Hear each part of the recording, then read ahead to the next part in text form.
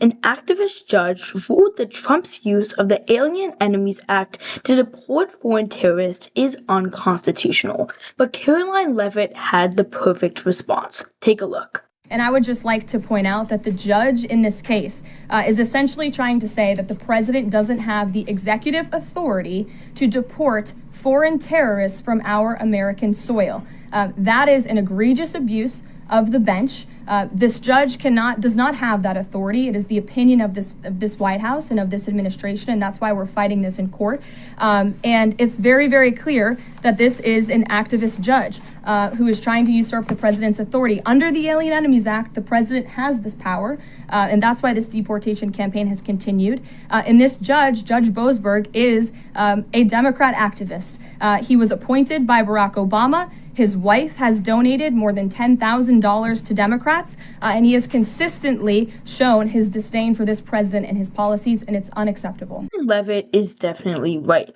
This judge overreached his authority. The Supreme Court has looked in the past at what power the judiciary has over the Alien Enemies Act. In fact, this case got brought up a long time ago, in 1948. Let me give you some history. A German national was admitted to the U.S. in 1923, but in 1941, during World War II, he was detained as an enemy alien. In 1946, after the war ended, the Attorney General at that time ordered for his deportation because of his alleged Nazi affiliations. He challenged that decision in the Supreme Court case known as the Ludek v. Watkins case. Now, this is important, so listen up. In that case, the Supreme Court sided with the president and the Attorney General. It highlighted the broad discretion given to the president under the Alien Enemies Act and ruled that the president's determination of how and when to exercise his authority largely fell under his executive power and was largely immune from judicial interference. So as you can see, this judge defied years of court precedents. He did not have the authority to review this case in the first place. But not only that, the fact that one district court judge can single-handedly dictate the law for the whole land is very concerning. And that brings up a larger issue. How do we have democracy in this country if unelected activist judges can overturn anything that they don't like? Stephen Miller stated this exact point in this clip.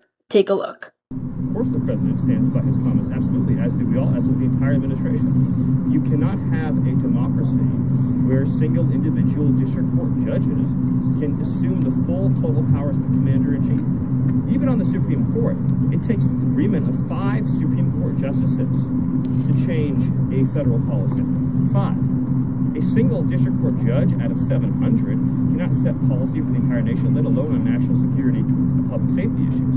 The president's been clear that he has tremendous respect for Justice Roberts and believes it's essential the Supreme Court crack down and stop this assault on our democracy from these radical rogue judges that are usurping the powers of the presidency and laying waste to our entire constitutional system. Last question. These judges usurping the executive power from the president is very concerning. But I do have to say one thing. It is good that these court cases are being brought up in the early part of Trump's presidency because I believe a lot of them are going to make it up to higher courts and maybe some of them even to the Supreme Court.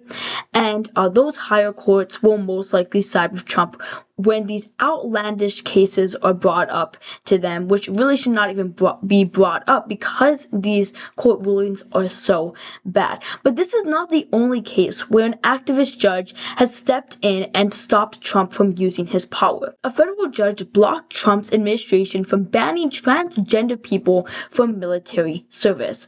U.S. District Judge Anna Reyes in Washington, D.C. ruled that Trump's order to exclude transgender troops from military service likely violates their constitutional rights.